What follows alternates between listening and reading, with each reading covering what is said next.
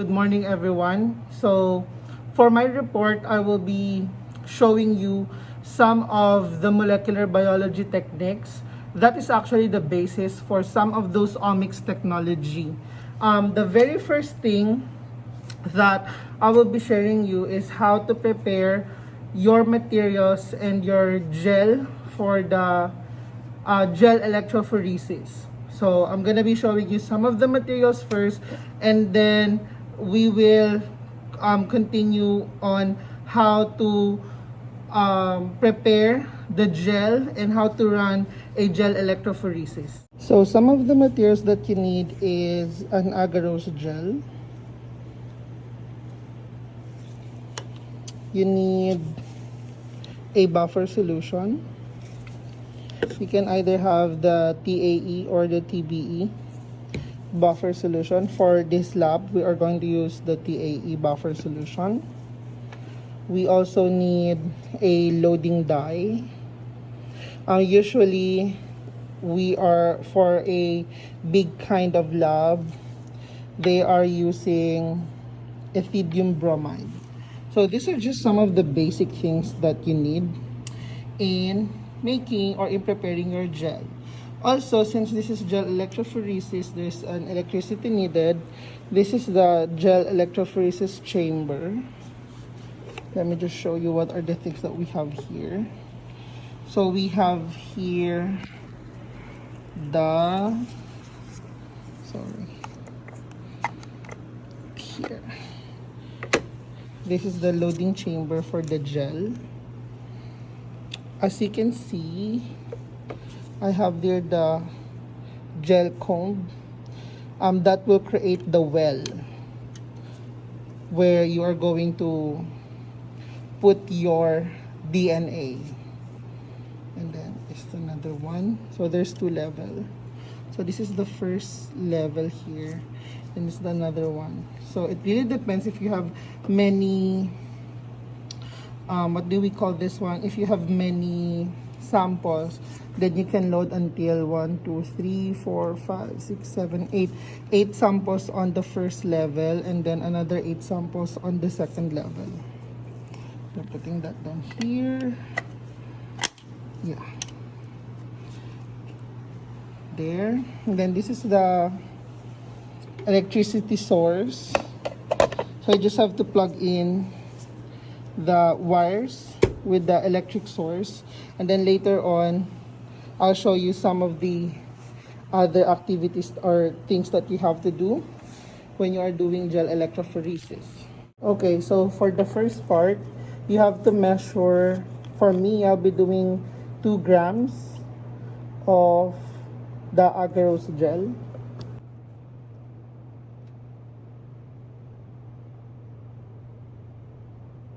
There you go. So I already have 2 grams of agarose gel. I'll be mixing that with the buffer solution. So let me put here 250 ml of the buffer solution.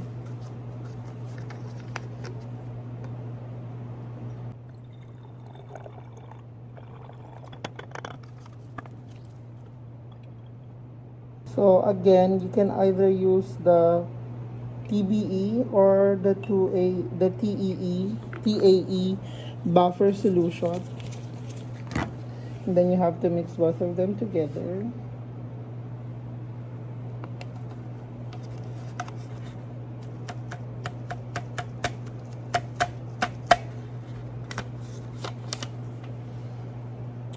And then what we're going to do is we're going to microwave the whole solution for 1 to 3 minutes. So now we're going to microwave the solution inside. What I usually do is I try to stop and then I try to mix it outside. So 3 minutes. So after a minute, I usually open and swirl this.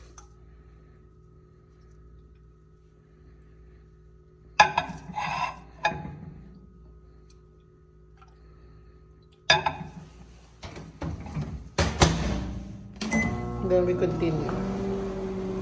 So now after microwaving, you can see it's very clear. So okay na siya. Okay, so when you can hold the flask with your glove hand, that is the time that you can perfectly pour your gel in your chamber. But since we're still waiting for that one to cool down, we can already put ethidium bromide here as our loading dye.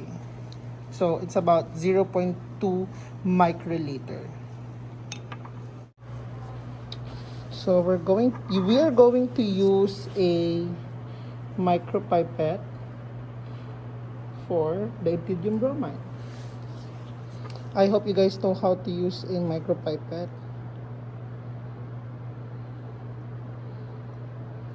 So that's the amount of ethidium bromide.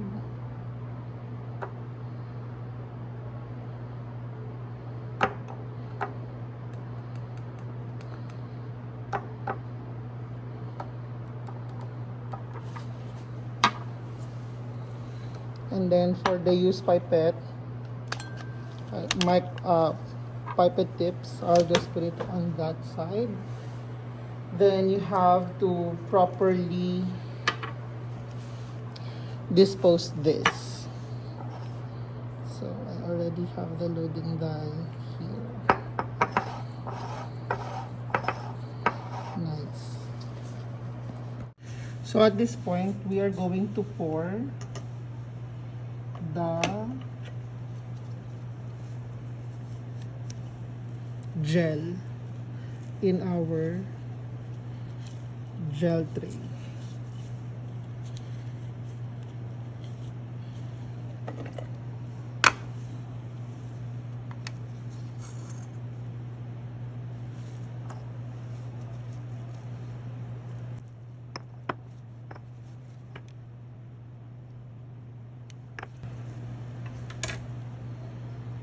So while we are waiting for that to cool down,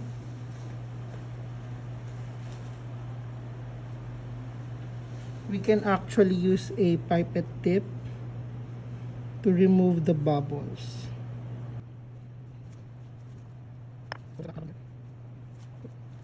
I'll show you how it looks like from here.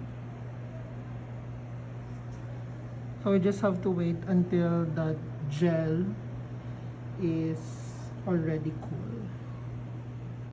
Okay, now that the gel is already solid, yan. So we are going to put the gel now in the electrophoresis chamber, and then we're going to remove the comb so that we can have the wells for our DNA samples. So let me put this one in the chamber. So I'm gonna put the gel now here.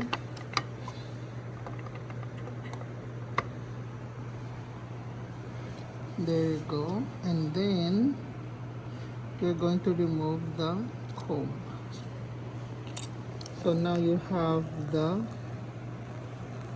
wells.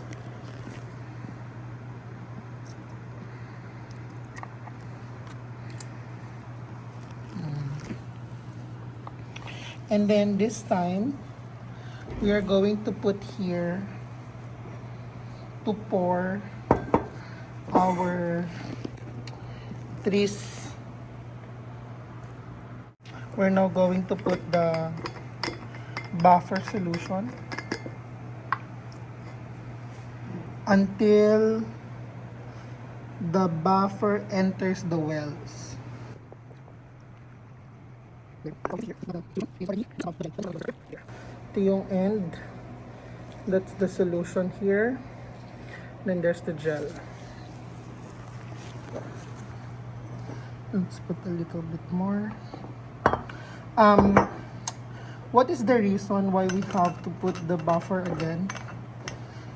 That is to allow the DNA fragments to move from the negative side of the well going down. So remember, the movement of the DNA is from negative to positive. So here it's going to be from black to the red part. Okay. Okay, so I already have the gel set up here. So at this point, we already have our sample DNAs. So since I don't have the real DNA samples, these are just dye. And then this one is an example, or this one is a loading DNA staining dye. Okay, so we're just going to make use of them as an alternative for a real DNA. Yeah. One important thing, you have to put the name of your samples here. So that's what we're going to do next. So usually we have this one as our DNA ladder.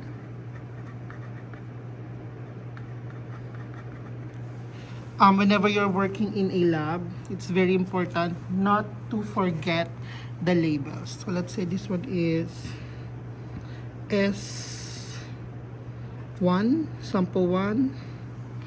We have sample 2 and sample 3. Now before you proceed, you have to create your projected DNA here. So since we have 8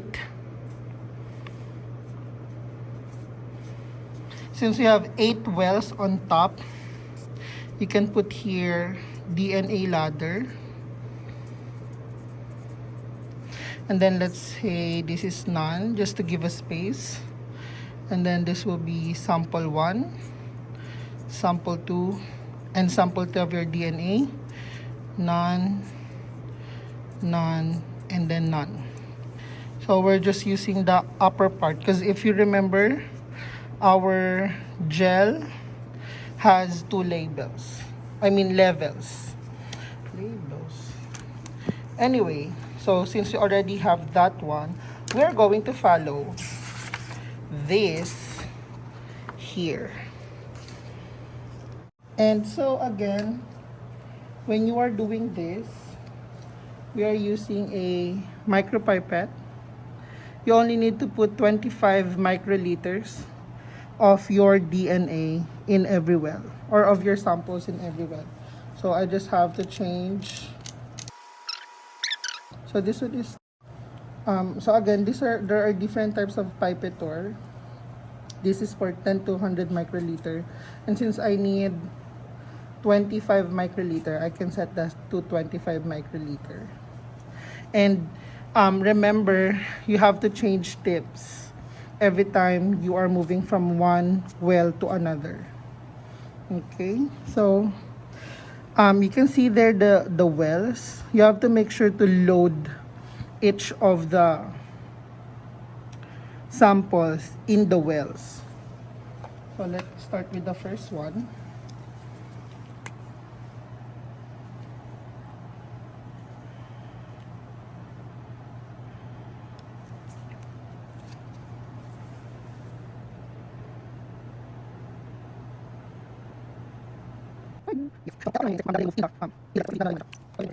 We're now using another set of tip, and then this is sample 1, so space and then sample 1, if you guys remember.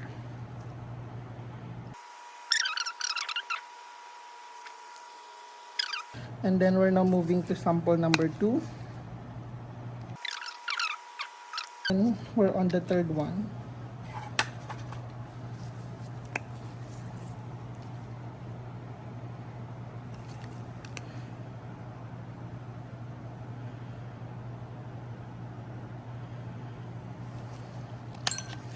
There you go. So you already have your DNA ladder, none, sample 1, sample 2, sample 3, and then none for the rest of the wells. At this point, you're going to close the chamber there. And then we're going to turn on the gel electrophoresis set. At this point, we have to turn on our electric source. Usually the DNA or the electricity that we're using is about 80 to 150 voltage. So we're going to change this by 80. If more than that, your gel might melt. So 80, and then we're going to stop once you can see that the bands or the bands are already halfway or 75%. So click on run.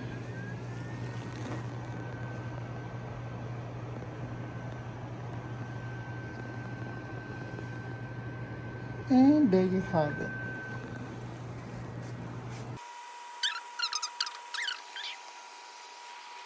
Alright, so after an hour, you have to turn off. So off na siya. And then you have to remove this. This time, we're going to open the chamber.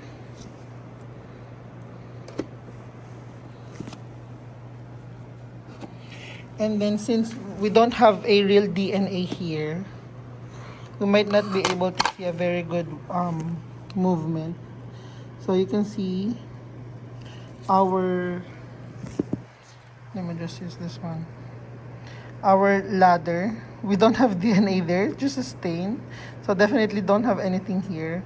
This is just a food coloring. So at this point, we're going to get the gel. Yeah. There you go. We have the gel here. And then, give me just a minute. We are going to look at this one using a UV light. After that, I'm gonna be showing you how what will be the result under the UV light. Okay, so actually it's successful. You can see there's a difference. The color actually moves. So it's the same thing if you have the DNA molecule. Hope